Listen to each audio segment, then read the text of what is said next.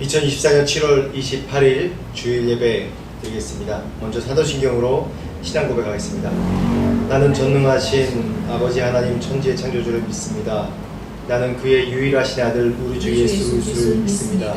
그는 성령으로 잉태되어 동정녀 마리아에게 태어나시고 본디오 빌라도에게 고난을 받아 십자가에 못 박혀 죽으시고 장사된 지 사흘 만에 죽은 자 가운데서 다시 살아나셨으며 하늘로 오르시어 전능하신 아버지 하나님 우편에 앉아 계시다가 거기로부터 살아있는 자와 죽은 자를 심판하러 오십니다. 나는 성령을 믿으며 거룩한 공교회와 성도의 교제와 죄를 용서받는 것과 몸의 부활과 영생을 믿습니다. 아멘. 찬양하겠습니다.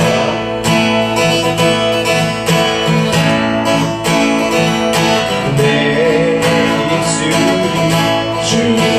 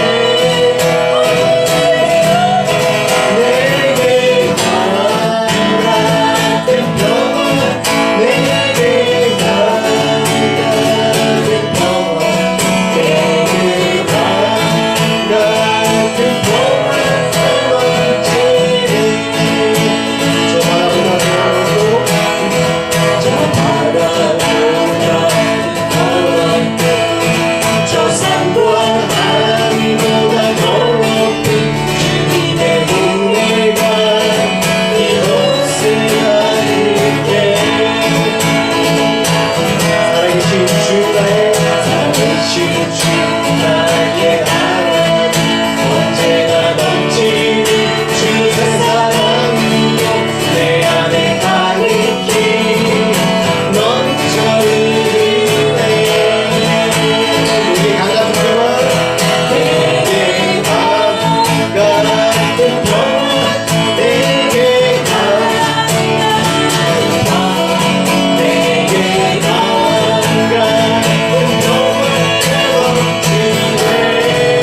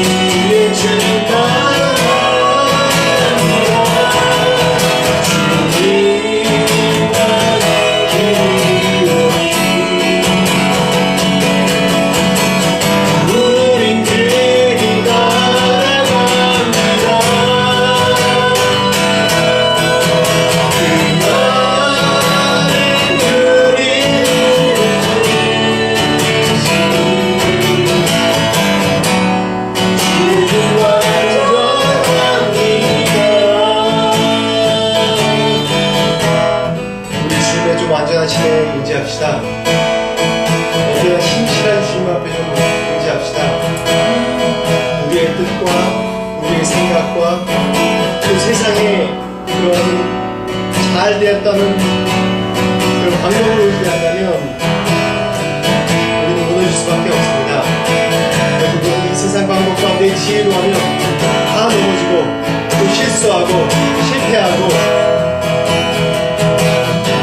그러다가 자신을 원망하고 또 포기하는 그런 일이 벌어집니다. 주님 완전하십니다. 그 완전하심이 우리와 동떨어지는 멀리 하늘에 계신 완전하심이 아니라 지금 나에게도 완전하시는 분이시고 나의 인생에도 완전한 분이시고 우리 공동체에도 완전하신 하나님으로 역사하십니다. 그래서 우리의 문제를 주님 앞에 모두 드립시다. 우리의 연약함을 모두 주님 앞에 올려드립시다.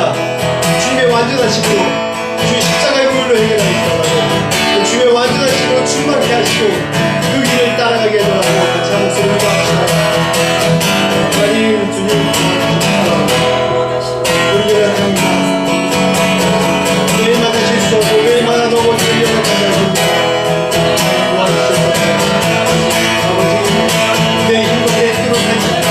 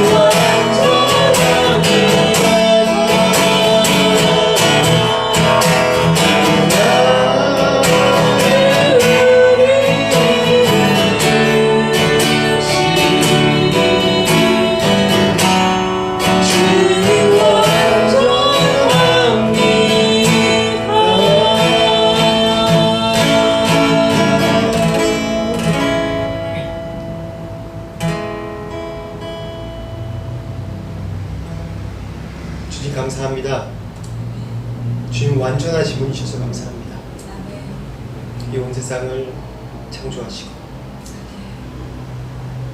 죄와 허물로 죽을 수밖에 없던 우리 온 인류와 또 주태의 자신을 예수 그리스도의 보혈 피로 십자가의 승리로 구하시고 매일마다 실패할 수밖에 없고 허물과 죄로 죽을 수밖에 없는 우리의 그런 고난을 이미 주님께서는 완전하게 승리하시고 이루셨다고 말씀하셔서 감사합니다. 아멘. 우리 넘어질 수밖에 없습니다. 우리는 연약합니다. 저질할 수밖에 없습니다. 그렇지만 주님의 완전하신 의지합니다. 아멘. 이루시고 우리를 감싸시고 우리를 세워주시옵소서. 아멘. 오늘도 주님의 은혜를 구합니다. 예수 그리스도의 이름으로 기도합니다. 아멘. 방문하신 오늘 비전교회 방문하신 분들을 주님의 이름으로 환영합니다. 저희가 지난주 7월 20일 월요일부터 금요일, 토요일 일정으로 이제 인도에 다녀왔습니다. 오랜만에 5년 만에, 저는 5년 만에, 제 아내는 7년 만에 다녀왔는데 참 많은 은혜의 시간이었고 또 저희가 좀 회복하고 격려받는 시간이었습니다. 여러 가지 일들이 있지만 계속 기도하면서 이제 하나님께 모든 걸 맡기고 있습니다. 또 8월 중으로 태권도 클래스를 이제 준비 중에 있습니다. 계속 기도해 주십시오. 매트리스 주문하는데 이제 주문해서 잘 세팅되고 또 잘 선전될 수 있도록, 그래서 믿지 않는 분들도 많이 올 수 있도록 기도해 주십시오. 그리고 라차파 대학에서 태권도 클래스를 시작하려고 합니다. 이제 빨리 이 일이 추진 잘 되면 제가 또 현지 사역 대학에서 또 가르칠 수 있고 또 저희 비자 문제도 해결됩니다. 여러 가지 그런 일들을 위해서 함께 기도해 주십시오. 그리고 또한 이제 새벽 기도 이번 주 월요일부터 계속 시작합니다. 이제 중보기도 제목 읽고 계속 기도해 주십시오. 찬송 한 장 더 하시겠습니다. 찬송가 183장입니다. 옛날 찬송가 통합 찬송가는 172장에 나와 있습니다. 찬양하겠습니다.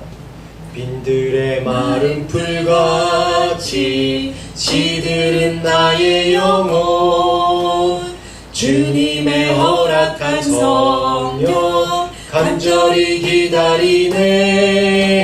가물음의 마른 땅에 단비를 내리시듯 성령의 단비를 부어 새 생명 주옵소서. 반가운 밑소리 들려 산천이 춤을 추네. 봄비로 내리는 성령 내게도 주옵소서. 가물음의 마른 땅에 단비를 내리시듯 성령의 단비를 부어 새 생명 주옵소서. 잘 따라 우로를 내려 조목이 무성하니 갈급한 내 심령 위에 성령을 부소서. 가물음의 마른 땅에 단비를 내리시듯 성령의 단비를 부어 새 생명 주옵소서. 참되신 사랑의 언약 어길 수 있사오랴. 오늘의 흡족한 은혜 주실 줄 믿습니다. 가물음의 마른 땅에 단비를 내리시듯 성령의 단비를 부어 새 생명 주옵소서. 아멘. 오늘 헌금을 위해서 기도하겠습니다. 하나님 아버지 감사합니다. 오늘 이 자리에 나올 때도 우리가 주님을 사모하는 마음으로 주님을 사랑하는 열정으로 이 자리에 나왔습니다. 또한 우리의 상황이 어떠하든지 간에 주님 앞에 또 귀한 예물로 드립니다. 또 마음과 뜻과 다하여 주님께 헌신을 합니다. 하나님께 헌금 받으시고 또 우리의 몸과 마음을 드린 그런 모든 것을 받으시고 축복하시고 우리 사는 날 동안 하나님의 완전하신 의지하여 주님을 따라가는 우리 모두가 될 수 있도록 축복하여 주옵소서. 감사합니다. 예수 이름으로 기도합니다.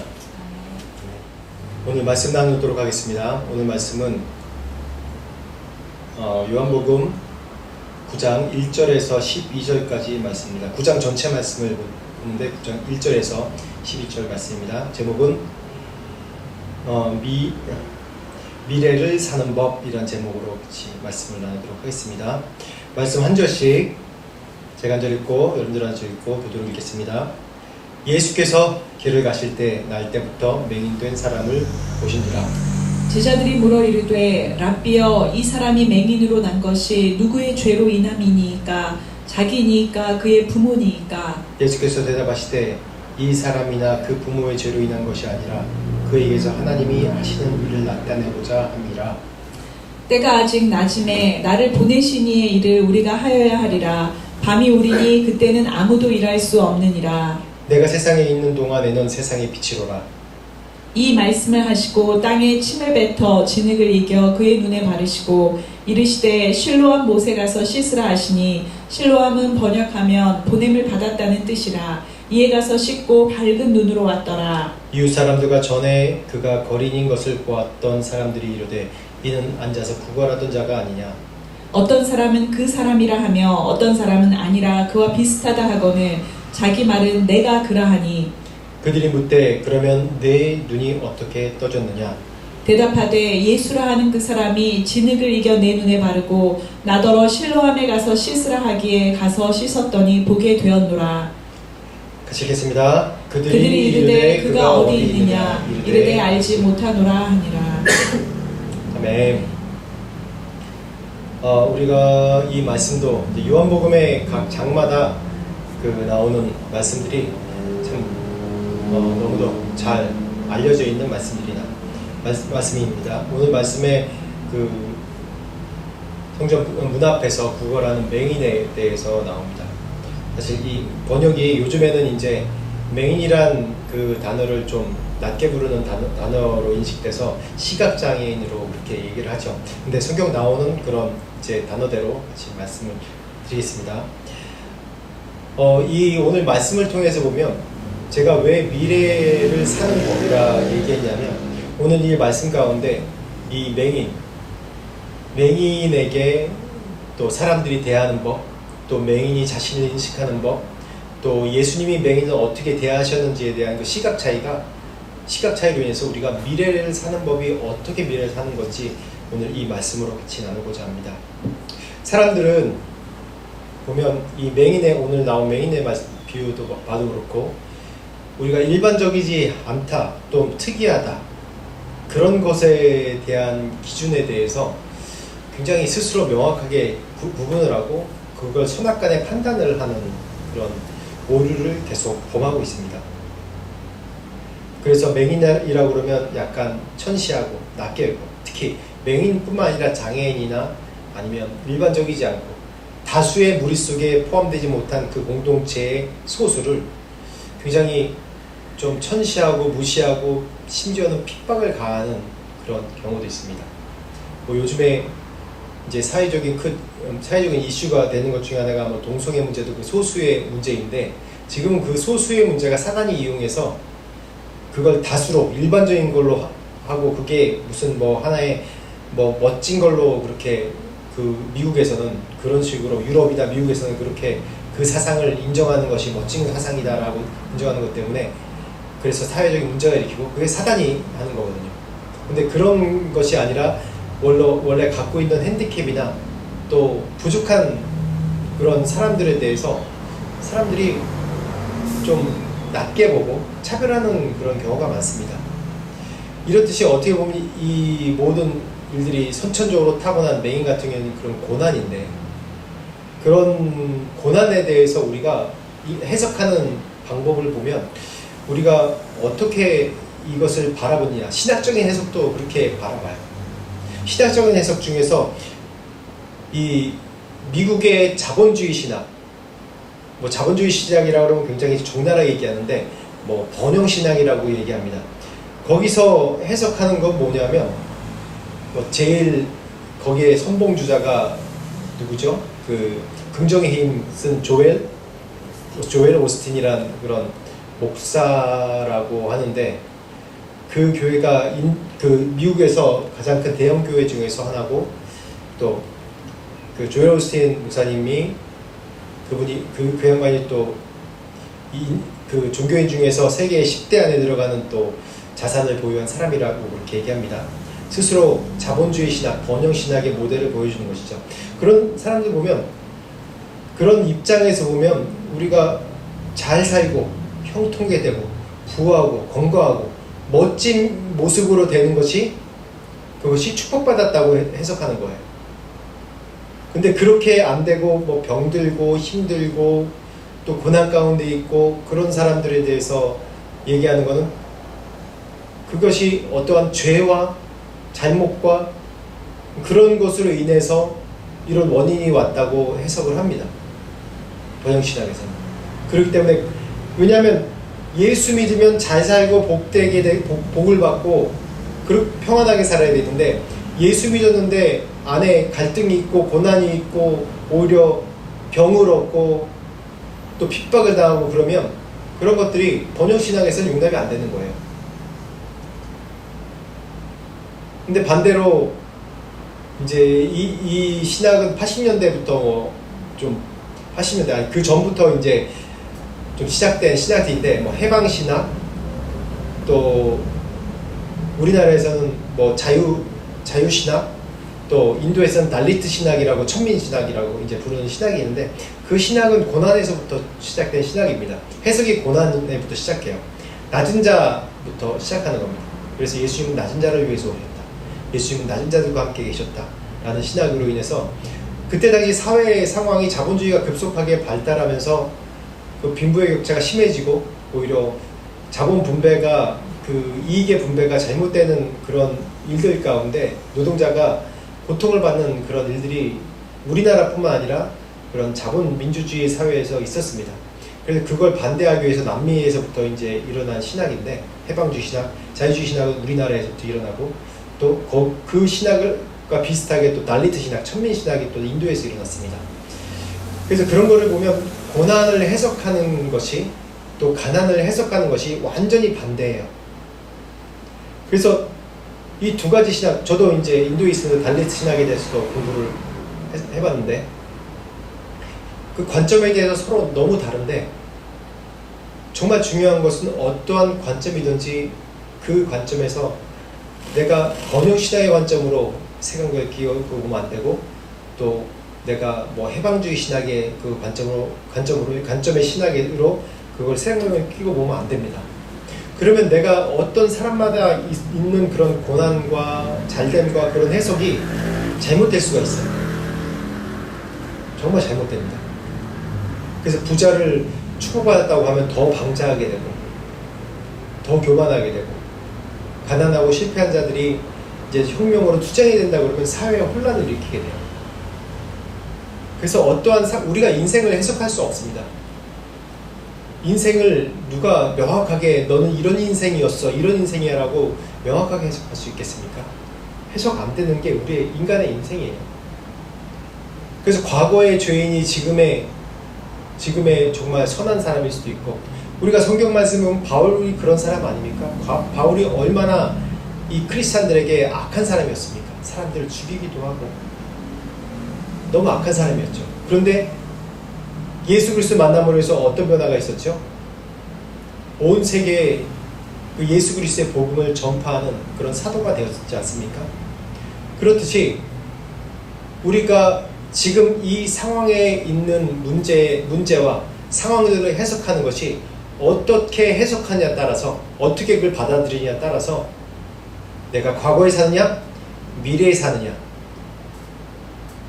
달라지는 것입니다. 오늘 1절 말씀, 2절 말씀 한번 보겠습니다.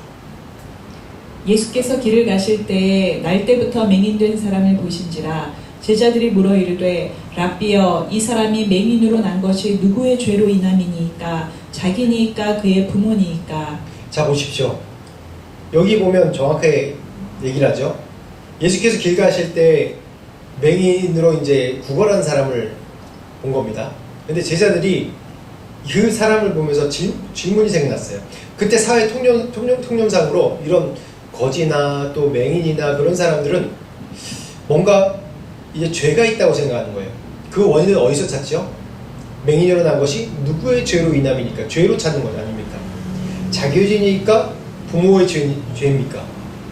현재의 불행과 고통을 그것을 누구의 죄의 원인으로 찾는 겁니다. 이것은 당시에 정말 통상적인 율법주의고 도덕주의에 있는 것이죠.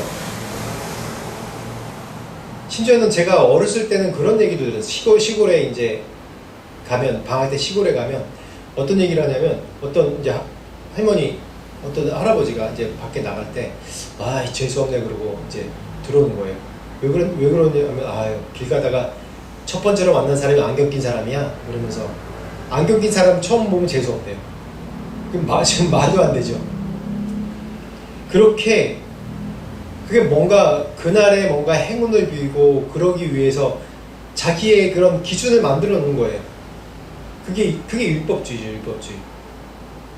그래서 인간이란 언제나 보면 뭔가 원인을 누군가에게 이제 귀속시켜야지, 그 원인을 이것 때문이라고 내가 명확하게 내 스스로 해석해야지 안심을 해요. 인간이라는 존재가. 그래서 이걸 좀 나쁜 얘기를 하면 핑계 대는 거죠, 핑계. 제가 그렇게 핑계를 잘 대요.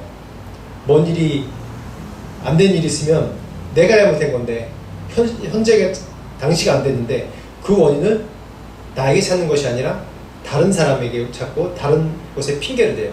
그러고 나면 그래, 나는 잘했어.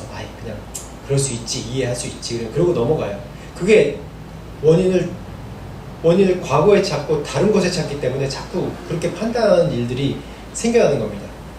그래서 오늘 이 제자들도 오면 이 맹인의 장애인으로 있는 이 사람의 원인이 누구의 과거의 어떤 죄입니까? 라는 그런 물음을 하는 겁니다. 그 물음에 3절에 예수님께서 뭐라고 답하십니까? 예수께서 대답하시되 이 사람이나 그 부모의 죄로 인한 것이 아니라 그에게서 하나님이 하시는 일을 나타내고자 하심이라. 아멘. 이것을 예수님께서 해석하신 방법이 완전히 다르죠. 예수님은 이 사람이나 그 부모의 죄로 있는 것이 아니라, 제자들이 뭐라고 했어요? 이 죄가 이 사람 때문이니까, 맹인 이 사람 때문입니까? 아니면 그의 부모 때문에 이 자가 맹인이 됐습니까? 라고 질문에 예수님이 이 사람도 아니고 그 부모도 아니다, 그 부모의 죄도 아니다, 그에게 하시는 일을 하나님이 나타내시도록 하기 위함이라 라고 얘기합니다. 지금 아무 일도 나타나지 않았어요. 여전히 이 사람은 맹인이에요. 근데 이 현재의 시점을 해석하는 관점이 예수님이랑 이 제자들이랑 완전히 다른 시점입니다. 제자들은 어때요? 이 원인을 과거에 두고 있죠. 근데 예수님은 어떻게 해요? 어떤 사람 긍정의 힘, 긍정으로 보는 사람은 그 원인을 미래에 두입니다. 잘 될 거야, 잘 살 거야, 뭐 그럴 수 있지, 또 한번 잘하면 되지, 과거에 지나간 거 그냥 끝났어, 그냥 미래를 준비하면 돼, 또 안 하면 되지. 이게 인간이 할 수 있는 최고의 해석 중에 하나예요. 그런데 오늘 예수님은 이걸 뛰어넘어서 뭐라고 얘기하세요? 하나님의 계획 속에 이 현재 상황을 두는 겁니다. 이게 굉장히 다른 거예요. 내가 이 원인을 과거에 두느냐, 미래에 두느냐, 그 미래에 하나님께서 사실 하나님의 계획 가운데 두느냐가, 이건 굉장히 큰 천지 차이입니다. 많은 사람들이 과거에 묶여있는 사람들이 많아요. 과거의 원인에 계속 묶여있어요. 저도 과거에 묶여있는 여러 가지들이 많이 있습니다. 제가 옛날에도 이제 간증 한번 했는데, 교회를 개척을 하려고 하는데 제가 묶인 게 뭐냐면, 내가 이걸 할 수 있을까요? 그냥 인간적으로 보면 선교사들, 선교적 입장으로 보면 선교의 베테랑이에요. 인도에서 죽을 뻔도 하고 몇 번의 고비도 있고, 그걸 다 넘고 또 팀도 이루고 또 많은 사역을 경험해 봤어요. 그런데 하나님이 교회를 개척하라는 거예요. 물론 여러 가지 제 선교적인 이 계획 속에 교회 개척도 있었지만, 이렇게 한인교회를 처음에 시작하라는 그런 생각은 추워도 한 적이 없어요. 그런데 내가 이걸 할 수 있을까? 처음 해보는 거기 때문에 자꾸 내 마음 가운데 두려움이 있는 거예요. 그러면서 자꾸 이걸 더 추지를 못하는 거예요. 더 이상 앞으로 계속 못 나가는 거예요. 기도만 하고 있고 뭔가 이렇게 지금 뭐 진보적으로 계속 나가지 못하는 거예요. 그냥 머물러 있고 그 내 안에 두려움을 봤어요. 인정받지 못하는 그 과거가 뭐냐면 제가 제 아버지한테 인정받지 못하는 것에 대한 과거의 그런 묶임이었어요. 제가 어렸을 때 인정받지 못한다는 게 저를 인정하지 않는 게 아니라 제가 어렸을 때 죽을 고비를 넘겼거든요. 3살 때인가 사형 선고를 받았는데 정말 하나님의 기적으로 은혜로 살아났습니다. 그러니까 어렸을 때 계속 아파서 어머니한테 엎여 다니고 그런 기억이 항상 있어요. 그러니까 저희 아버지는 저를 볼 때 약한 아이, 병든 아이 그 인식이 좀 있는 거예요. 심지어 제가 99년도에 처음 선교지 나왔을 때도 죽을 뻔한 일이 있기 때문에 저희 아버지는 저를 굉장히 약하게 봐요. 그래서 뭘 해도 이게 아버지 눈엔 만족치 않고 뭘 해도 이렇게 약하게 보고 늘 그런 거예요. 그러니까 제가 이게 인정받을 수 있을까? 내 안에 속에 그런 게 나를 잡고 있는 걸 본 거예요. 그래서 그걸 물리치고 하나님의 계획 속에 다시 내 미래의 관점으로 하나님께 기도하면서 이 사역을 시작했거든요. 하나님의 이 소경을 향한 이 맹인들을 향한 하나님의 뜻은 우리 인간이 알 수가 없습니다. 알 수 없습니다. 만약에 이 당시에 이 해석을 과거가 아니라 제자들이 좀 낮게 미래적으로 해석했다면 그래 이 맹인을 뭔가 직업훈련을 시켜서 마사지를 하게 한다거나 아니면 이 안에서 최소한의 벌어먹고 살 수 있는 일을 만들기 위해서 긍정적으로 뭔가 제시를 했을 겁니다. 그게 인간의 미래를 보는 한계예요. 미래를 사는 한계예요. 근데 하나님의 계획으로 미래를 사는 것은 무엇입니까? 완전 다른 겁니다. 우리의 지혜, 우리의 경험, 우리의 계획의 한계를 뛰어넘은 하나님의 지혜가 그 안에 있고 하나님의 섭리가 있기 때문에 완전한 다른 삶을 살 수 있게 만드는 것이 바로 하나님의 관점으로, 하나님의 계획의 관점으로 지금 현실을 해석하는 거예요. 모세를 보십시오. 어땠습니까? 모세의 경우로 여러 가지 성경으로 해석할 수 있는데 이 미래의 관점과 이 과거의 관점과 미래의 관점으로 지금 이 모세에 있었던 40여 년의 생활과 또 40년 초기 왕궁의 생활과 40년의 광야의 생활과 그 후의 리더로서의 모습을 보면 완전 다른 삶이죠. 이렇게 밑과 위와 바닥과 하늘과 치는 그런 삶을 산 적이 없는 것 같습니다. 사람들 보면 누가 모세가 이렇게 영적 리더로 자신의 계획과 자신의 권력과 자신의 백그라운드 즉 이집트의 왕가의 힘으로 이끌 생각을 했지 어떻게 이렇게 하나님의 정말 기적의 권능으로 이끌 수 있는 사람이 될 수 있으리라고 생각했겠습니까? 우리가 미래는 알 수 없는 거예요. 그래서 우리의 지금 현재의 해석을 미래 하나님의 오늘 찬양했듯이 완전하신 계획 가운데 두는 것이 그것이 우리가 할 수 있는 최상의 것입니다.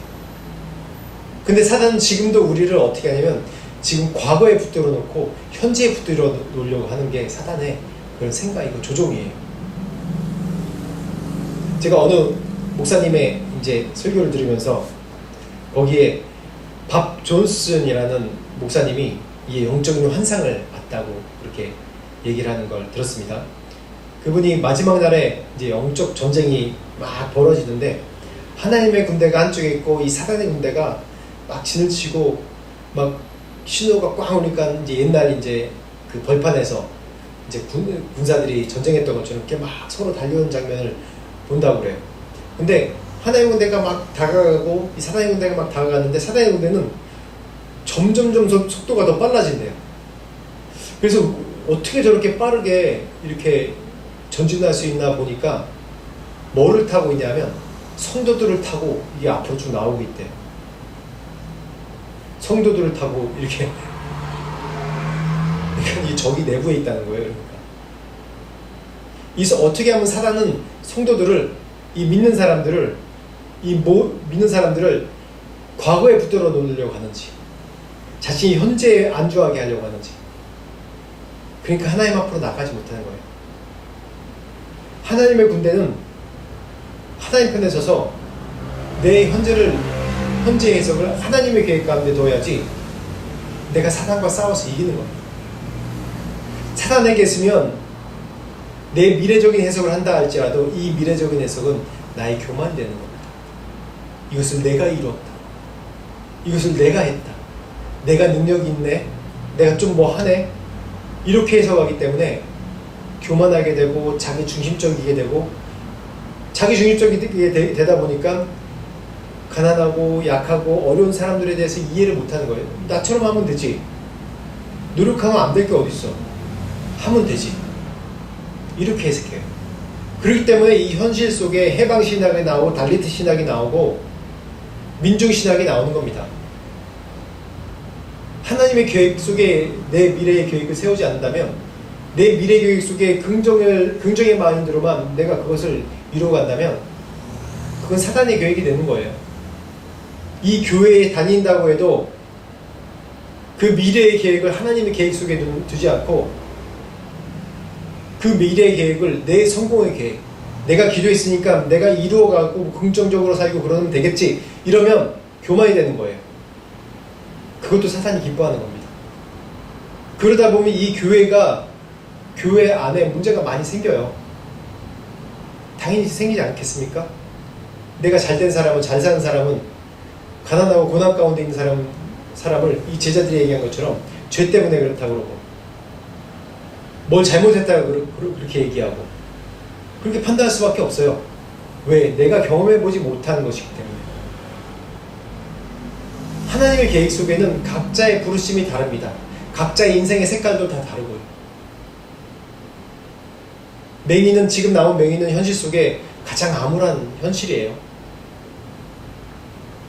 스타트가 달라요. 다른 사람보다 생각하기. 다른 사람은 멀쩡하게 두 눈을 갖고 태어나고 멀쩡하게 다니는데 이 맹인은 태어날 때부터 맹인이라서 앞을 보지 못하기 때문에 이 사회생활을 할 수가 없어요. 이때 당시 할 수 있는 거라곤 성전 문 앞에 앉아서 국률을 바라는 구걸하고 그런 거지 생활밖에 할 수 없는 겁니다.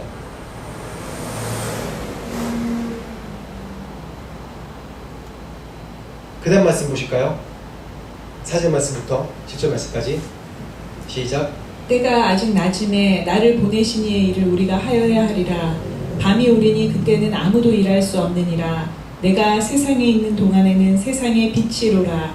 이 말씀을 하시고 땅에 침을 뱉어 진흙을 이겨 그의 눈에 바르시고 이르시되 실로암 못에 가서 씻으라 하시니 실로암은 번역하면 보냄을 받았다는 뜻이라. 이에 가서 씻고 밝은 눈으로 왔더라. 아멘. 아멘. 오늘 이 말씀 정말 중요한 말씀입니다. 그냥 예수님이 땅에 침을 뱉고 진을 이겨서 눈에 씻고 가라 그렇게 그런 하나님의 예수님께서 뭔가 퍼포먼스로 이 맹인을 인도하는 것이 아닙니다. 그것으로 보면 안 됩니다. 이걸 하나님의 이 사람 한 사람을 구원하시는 관점으로 봐야 되고 이 사건이 나에게도 나를 구원하시고 구속하시는 관점으로 바라봐야 돼요. 이 하나의 퍼포먼스로 보는 것이 아니라.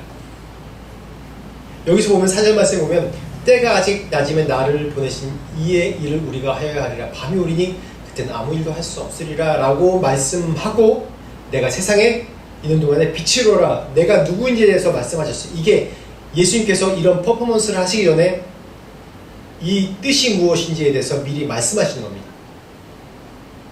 맹인만 앞을 보지 못합니까? 현실에서는 피지컬적으로 이 시간과 공간 안에서 맹인은 앞을 보지 못한 사람이에요. 지금 사물을 구별하지 못한 사람이에요. 같은 시간 안에 있지만 공간을 인식하지 못하는 사람으로 우리가 받아들입니다. 그렇기 때문에 불쌍하게 받아들이고 이 사람이 공간 안에서 할 수 있는 것이 없기 때문에 이 당시에는 구걸하는 일을 했어요. 그것이 예수님께서 이 사전에 지금은 낮이고 지금은 내가 있는 동안에 세상 빛이라고 말씀하신 이유 중에 하나가 너희도 이 맹과 같이 똑같이 앞을 보지 못하는 사람이다. 내가 세상의 빛이다. 나를 봐라. 시각장애인의 원인이 뭡니까? 눈에 안 보인다는 원인이 뭐냐면 우리 이 망망에서 인식하는 게 뭡니까? 빛에 대해서 인식하고 그래서 여기 사물이 투영돼서 내가 이 인식하는 것이 과학적으로 내가 이 눈을 본다는 것이죠. 장님이라는 것, 눈이 보이지 않는다는 것은 이 빛을 인식하지 못하는 거예요. 우리가 볼 수 있는 건 빛을 통해서 투영된 색깔과 그 사물을 다 인식하는 겁니다. 맞죠? 근데 우리는 영적으로 깜깜 장님이에요. 왜요?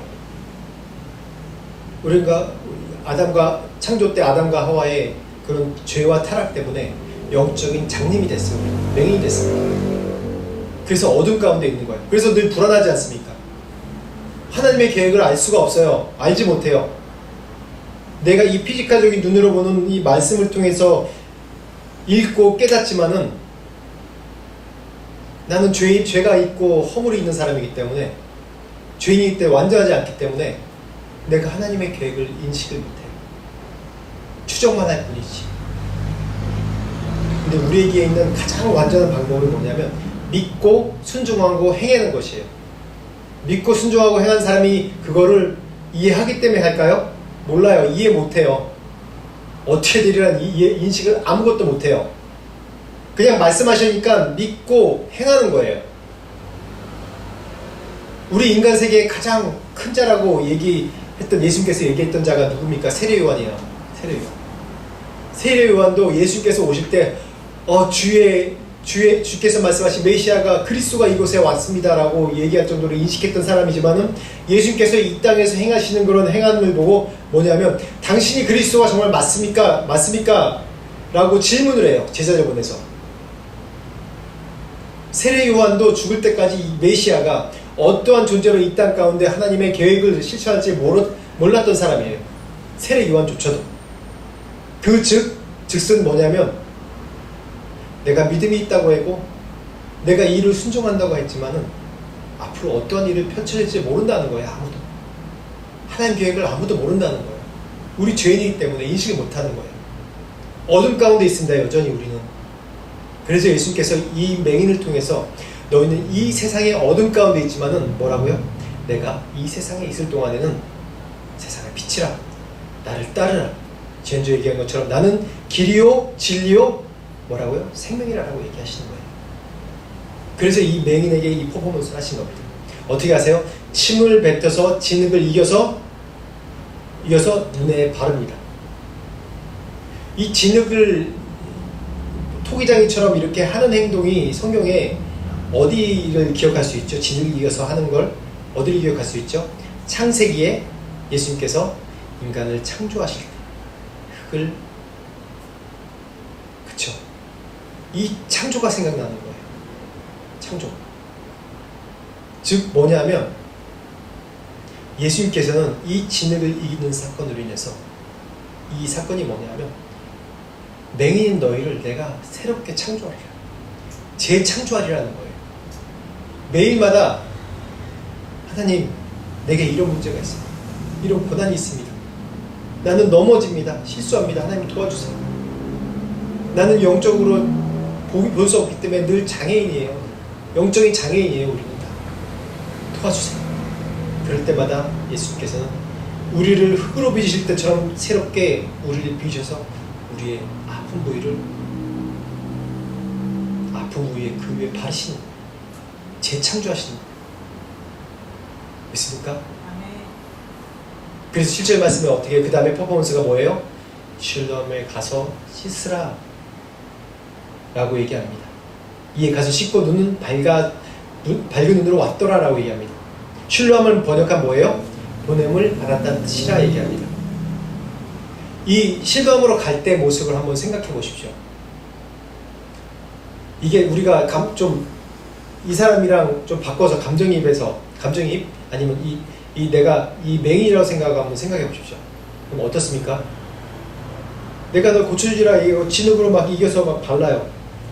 그럼 어떤 마음이 들까요? 저는 아니 나 구걸하는데 내 직업이 구걸인데 돈이나 주지 뭘 또 더럽게 아침에 씻고 왔는데 또 뭘 이겨서 또 발라.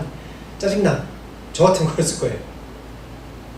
좀 냅두라고요. 왜 그냥 어떻게 할지도 모르는데 막 이러면서 헤맬 거. 하지 말라고 막 이렇게 할 수 있을 거예요. 근데 바르고 가라고 했어요. 근데 이게 진흙으로 침을 뱉어서 발랐는데 이게 안 그래도 보기에 흉측한데 그 실로암 가는 길이 바로 실로암이 옆에 있어가지고 가서 그냥 씻을 수 있는 게 아니라 멀리 가야 된단 말이에요. 그 길을 또 찾아가야 돼요. 그 찾아가는 길 여정이 있어요. 쉽겠습니까 그게? 예수님은 이 기적을 베풀 때 보면 어떤 경우에 한 번에 딱 낫게 되시는데 보면 그 경우들이 다 그 사람의 믿음의 여정을 열어주세요. 이미 이루셨는데 그걸 찾아가는 여정을 하나님께서 주세요. 그 여정이 뭐냐면 우리의 구원입니다. 구원. 하나님께서 실로암 연못으로 그냥 그 자리에서 침 뱉어서 진으로 씻고 침으로 닦아내면 그냥 딱 볼 수 있는 거예요. 예수님의 능력은. 근데 굳이 힘들게 실로암 가서 씻으라고 그래요. 짜증나게. 실로암으로 갔어요. 그 여정이 어땠겠어요? 쉬운 여정이었겠습니까? 저 같으면 가다가 보이지 않잖아요. 여전히 눈 헤매고 이러고 가고 있는데 갔던 길이지만은 이렇게 또 이제 지팡이로 짚으면서 갔겠죠. 근데 지나가다 사람들이 눈에 뭐가 붙었어 그렇게 얘기할 수도 있고 또 이게 어쩌면 이게 침을 너무 예수님께서 침 양이 많아서 이게 진흙이 뚝뚝 떨어질 수도 있고 어떤 상황인지 몰라요. 근데 흉측한 거 맞아요. 내가 불편한데 이거 가다가 말지 그러고 그냥 가서 다른 데 가서 씻고 그냥 또 앉아서 구걸했을 겁니다. 어떤 사람들은. 이게 믿음의 여정이에요. 여정. 만약에 이 맹인이 자기의 계획을 그냥 미래에만 뒀으면 예수님의 이 퍼포먼스, 진흙을 침으로 이겨서 이렇게 한 것에 대해서 순종하게 갔겠습니까? 중간에 포기했을 거예요. 아니면 그냥 그 당장에서 그만두라고 했을 거예요. 자신이 계획한 미로에 잡혀있던 사람이라고. 근데 이 맹인은 자신이 생각한 미래도 없고 모든 것을 다 내려놓고 그냥 전적으로 예수님을 따라갔어요. 어떤 일이 벌어질지 모르는 거예요. 그래서 가서 씻고 밝은 눈으로 왔다고 얘기합니다. 그래서 예수님께서 말씀하신 것처럼 이건 하나님의 일을 나타내기 위해서 되는 거라고. 이 개인적으로 보면 그냥 가서 씻고 난 거 그걸로 끝날 수 있어요. 그걸로 끝나지 않았어요. 피지컬적으로 회복된 거 그걸로 끝나면 예수님의 그런 하나님의 영광을 나타내는 것이 아니에요. 중요한 건 이 개인이 구원받았다는 겁니다. 그 다음 한번 보시겠어요? 8절부터 12절까지. 여기는 좀 계속 서술적으로 전개해 나갈 겁니다. 이웃 사람들과 전에 그가 거린이었던 것을 보았던 사람들이 이르되 이는 앉아서 구걸하던 자가 아니냐.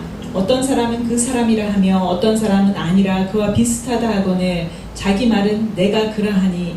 그들이 묻되 그러면 내 눈이 어떻게 떠졌느냐. 대답하되 예수라 하는 그 사람이 진흙을 이겨 내 눈에 바르고 나더러 실로암에 가서 씻으라 하기에 가서 씻었더니 보게 되었노라. 그들이 이르되 그가 어디 있느냐. 이르되 알지 못하노라 하니라. 사람들이 알아보지 못하죠. 이 눈먼 이 맹인이었던 사람이 오래전부터 앉아서 구걸하는 것을 사람들이 다 알아요. 다 알고 있었어요. 근데 갑자기 눈을 뜨고 보러 다니는 거예요. 눈 감고 있다 눈 또 보고 다니는 거예요. 사람들이 누군지 잘 모르다 헷갈려 하는 거예요. 그래서 사람들이 붙잡고 물어보는 거예요. 어떻게 했냐고. 그래서 진흙으로 이겨서 침뱉에 이겨서 이제 눈을 바르고 씻으라고 했더니 가서 보게 되었습니다. 라고 얘기할 때 그들이 예수님을 찾습니다. 그들이 누군지 그 다음 16절 말씀 뛰어넘어서 16절 말씀부터 20절 말씀 보겠습니다. 시작. 바리새인 중에 어떤 사람은 말하되 이 사람이 안식일을 지키지 아니하니 하나님께로부터 온 자가 아니라 하며 어떤 사람은 말하되 죄인으로서 어떻게 이러한 표적을 행하겠느냐 하여 그들 중에 분쟁이 있었더니 이에 맹인되었던 자에게 다시 묻되 그 사람이 내 눈을 뜨게 하였으니 너는 그를 어떠한 사람이라 하느냐 대답하되 선지자이니이다 하니 유대인들이 그가 맹인으로 있다가 보게 된 것을 믿지 아니하고 그 부모를 불러 이르되 묻되 이는 너희 말에 맹인으로 났다 하는 너희 아들이냐 그러면 지금은 어떻게 해서 보느냐 그 부모가 대답하여 이르되 이 사람이 우리 아들인 것과 맹인으로 난 것을 아나이다. 여기서 바리새인들이 또 똑같이 예수님을 걸고 넘어집니다. 안식일에 뭘 하는 것에 대해서 또 지적을 합니다. 사람의 생명이 사는 것이 중요한 것이 아니라 이 바리새인들과 서기관과 이 제사장들은 자신이 얘기한 법을 지키는 거예요. 즉 이들이 주장하는 것은 뭐냐면 과거에 머물러 있으라는 거예요. 과거에 머물러 있으라는 거예요. 심지어는 뭐라고 얘기했냐면 맹인이었던 것을 보게 되는 것을 신뢰하지 않아요. 이거는 사기라고 생각했을 수도 있는 거예요. 넌 집에서 보다가 원래 맹인으로 태어난 게 아닌데 그런 척 했던 거 아니야? 라고 이거 물어보는 것 중에 믿지를 않는 거예요. 전혀. 과거에 잡혀있는 사람들은 이래요. 과거에 잡혀있는 사람들. 심지어는 미래를 사는 사람도 하나님의 계획 속에 있는 미래에 살지 않는 사람들은 이 기적의 현상을 믿지 않고 배척을 합니다. 시기야. 사실 우리 그리스도인들은 이렇게 얘기하면 좀 무책임한 것 같지만 사실 우리는 거저 먹고 거저 살고 있지 않습니까? 잘 되는 것도 생각해보면 우리가 뭐 잘해서 잘 됩니까? 거저 주시는 거잖아요. 그거 날로 먹는 거예요. 우리는 다. 무슨 백으로? 예수님 백으로. 예수님께서 다 해주시잖아요. 우리가 노력 안 하는데도. 우리 그냥 믿고 순종하고 그냥 기다리고 마음 흔들리지 않게 붙잡고 있고 눈물로 기도하고 그거밖에 없지 않습니까? 근데 애들이요. 하나님 다 해주셨어요. 제가 우리 애들 얘기하려다가 우리 애들 보면 참 기적이에요. 기적. 인도에 가서 지난주에 이제 인도에 가서 쭉 저희 이제 살았던 집에 있으면서 여기서 애들이 사실 우리 애들이 거기서 다 자랐거든요. 거기 거의 다 보냈어요. 근데 있으면서 좀 보니까 야, 하나님이 이 어려운 인도 환경에서 이곳이 피난처이고 보호처이고 이곳에서 뭐 하셨구나. 또 다른 친구도 사귈 수 없는 열악한 상황 속에서 하나님이 지금 이렇게 성장시켜줬구나. 이렇게 보면 저희가 한 게 없어요. 부모로서 역할은 한다고 그러지만 늘 실수와 허물이 많아서 내 자신이 최선을 다해서 노력해서 애들을 보호하고 했지만 결국 애들한테 다 상처만 준 것뿐이 없어요. 근데 하나님의 은혜로 또 태국 가서 회복되고 또 관계도 회복되고 자신감도 얻고 그러면서 또 지금 한국 가서 열심히 잘 살고 있어요. 다 각자.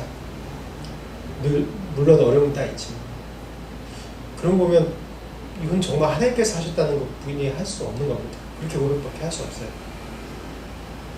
근데 오늘 이 서기관, 이 바리새인들은 자신의 인식 속에, 자신의 과거 속에, 자신들의 스스로의 계획 속에 이 맹인, 회복된, 보게 된 맹인을 붙들어 놓는 겁니다. 그리고 어떠한 수를 써서라도 이것이 잘못됐다는 시기와 질투와 붙잡아 놓으려고 안식일에 이런 일을 했어? 안식일을 갖고 계속 넘어지는 거예요. 안식일. 예수님께서 안식일을 범했다. 분명히 예수님께서 안식일이 누구를 위한 안식일이냐라고 말하면서 바른 소리를 했는데도 너희들은 안식일에 대해서도 모르고 모세에 대해서도 모르고 모세의 제자라고 하는데 모세에 대해서 모르고 모세가 있었으면 이렇게 안 왔으리라 라고 얘기해도 그런 얘기가 뭐냐면 진짜 원래 의도가 뭔지 이 사람들이 아는데 자신의 현재를 지키기 위해서 자신의 미래를 지키기 위해서 과거로 사람들을 붙들어 놓는 거예요. 어떤 사람은 성공한 과거를 가진 사람도 있어요. 근데 사람들은 거기에 빠져 살다 보면 하나님의 계획 속에 포함 못 됩니다. 그래서 이 부모에게 질문합니다. 근데 부모님 또한 이 정치인들이 이렇게 위협을 하니까 자신이 맹인으로 자식을 낳는데도 불구하고 참고로 물러섰죠. 맹인으로 낳는데 이게 다 큰 장성이니까 이 다음 쭉 보면 장성이니까 이 사람한테 물어보십시오 라고 얘기를 쭉 합니다. 근데 33절부터 보십시오. 7절까지 시작. 이 사람이 하나님께로부터 오지 아니하였으면 아무 일도 할 수 없으리이다. 그들이 대답하여 이르되 내가 온전한 죄 가운데서 나서 우리를 가르치느냐 하고 이에 쫓아내어 보내니라. 예수께서 그들이 그 사람을 쫓아냈다 하는 말을 들으셨더니 그를 만나서 이르시되 네가 인자를 믿느냐. 대답하여 이르되 주여 그가 누구시오니까 내가 믿고자 하나이다. 예수께서 이르시되 내가 그를 보았거니와 지금 너와 말하는 자가 그이니라. 네. 이 사람들이 이 맹인에게 가서 바리새인들이 신문을 합니다. 네가 어떻게 보았고, 근데 자기가 분명히 맹인이라고 얘기하고 이 예수님께서 고치셨다고 얘기해요. 근데 맹인이 고침받고 보니까 이 일은 자신이 한 것이 아니라 누구요? 하나님께로부터 오지 아니했으면 이런 일을 할 수 없다고. 자신은 이 성경에서 여태까지 이런 일을 들어보지 못했다고 그래요. 하나님 아니면 누가 이런 일을 할 수 있습니까? 라고 얘기를 합니다. 근데 이 맹인조차도 하나님의 계획 가운데 이런 일을 됐다고 인정하는데 이 배운 사람들, 기득권에 있는 사람들은 오히려 이 맹인이었다가 회복된 이 사람을 쫓아냅니다. 쫓아냈다는 건 뭐냐면 출교시킨 거예요. 그때 예수님께서 어때요? 두 번째 찾아오셨어요. 이 맹인이 그냥 자신이 현재 난 것에 그친 것이 아니라 적극적으로 예수님에 대해서 하나님께서 하신 일이라는 것에 대해서 적극적으로 얘기를 한 겁니다. 믿음이에요. 믿음을 가진 거예요. 그래서 예수님께서 내가 당신이 누군지 내가 믿고자 합니다. 그랬을 때 마지막 보십시오. 38절부터 41절까지 보겠습니다. 시작. 이르되 주여 내가 믿나이다 하고 절하는지라. 예수께서 이르시되 내가 심판하러 이 세상에 왔으니 보지 못하는 자들은 보게 하고 보는 자들은 맹인이 되게 하려 함이라 하시니 바리새인 중에 예수와 함께 있던 자들이 이 말씀을 듣고 이르되 우리도 맹인인가. 예수께서 이르시되 너희가 맹인이 되었더라면 죄가 없으려니와 본다고 하니 너희 죄가 그대로 있느니라. 아멘. 첫 번째는 이 맹인이 예수님에 대해서 누군지 모르고 그 다음에는 소개할 때 선지자입니다 라고 고백했는데 예수님 말씀대로 낫고 보니까 이건 하나님이 하시지 않으면 할 수 없는 일이라는 것을 알았어요. 그래서 이 바리새인의 위협 속에도 출교당하는 위협 속에도 담대하게 자신의 일을 하나님께 하신 일을 간증합니다. 그리고 예수님을 정말 간절히 이분이 누구인지 알고 싶었어요. 그래서 예수님께서 본인을 나타내셨죠. 인자가 라고 얘기하면서 이 인자라는 단어 또 얘기하면 또 말씀이 또 길어져요. 근데 특별하게 내가 메시아라는 얘기를 나타내시는 거예요. 그랬을 때 주여 내가 믿나이다 하고 이 안에 절을 합니다. 그래서 이 맹인에게 얘기하죠. 내가 심판하러 이 세상에 왔으니 보지 못한 자들은 보게 하고 보는 자들은 맹인이 되게 하려 함이니라 하신 이 얘기를 바리새인들이 옆에서 들었어요. 이렇게 얘기하면 이런 기적과 눈에 보이는 기적과 이런 기사를 봤는데도 불구하고 이 바리새인들은 이 말씀을 그냥 흘려드려요. 우리가 맹인인가? 우리도 맹인인가? 눈 뜨고 보고 있는데 맹인인가? 내 미래 계획을 스스로 계획할 수 있는데 내가 예수님을 왜 의지하는가? 말씀만 의지한다고 얘기하고 이거는 성경에 나온 2000전의 얘기야. 내 계획이 있어. 2000전이랑 지금이랑 달라. 내 계획대로 이 계획이 맞아. 내 경험상. 나도 맹인인가? 예수께서 너희가 맹인이 되었더라면 죄가 없으려니와 본다고 하니 너희 죄가 그대로 있느니라. 내가 아무것도 모르고 못한다고 주님 앞에 모든 걸 내려놓고 나와야지 죄가 없는 거지. 내 계획대로 내 뜻대로 내가 예수님 믿는다고 하지만 내 계획과 뜻대로 모든 것을 행하면 결국 그것이 내 죄가 되는 거예요. 하나님의 영광이 아니라. 그래서 믿음으로 해야 되는 겁니다. 믿음으로. 모든 것을 믿음으로 해. 계속 예수님께서 반복해서 매 장마다 강조하시는 것이, 반복해서 얘기하시는 것이, 너를 내려놓고 나를 믿고 내가 너에게 준 여정을 믿음으로 뚜벅뚜벅 걸어가라는 거예요. 믿음으로 순종하면서. 이해가 되지 않지만은, 이해할 수도 없지만은 그 믿음의 여정을 뚜벅뚜벅 걸어라. 지금 이 현실 속에서 고난이 있지만 이 고난의 여정을 뚜벅뚜벅 걸어가라는 거예요. 내가 인도한다.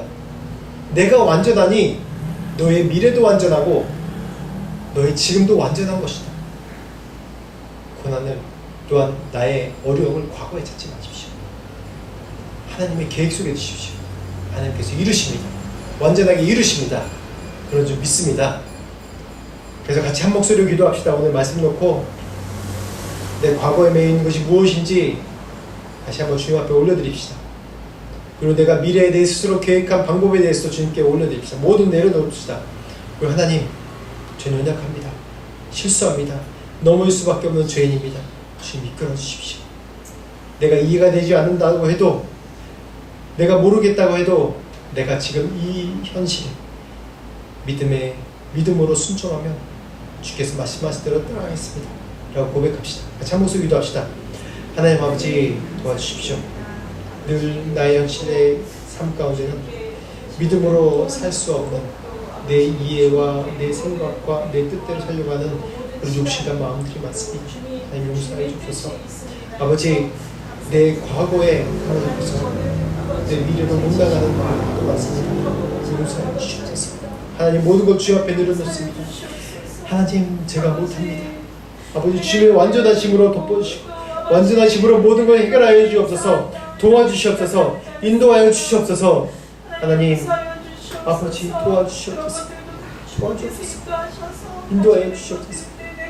아버지, 기도하겠습니다. 하나님 감사합니다. 오늘 이 말씀을 통해서 이 맹인이 눈 뜬 것을 통해서 하나님이 지금도 여전히 이 세상에 비치시고 우리의 길을 비추신 분이시고 우리 오직 길이요 진리요 생명 되신 주님이라는 것을 우리에게 말씀해 주셔서 감사합니다.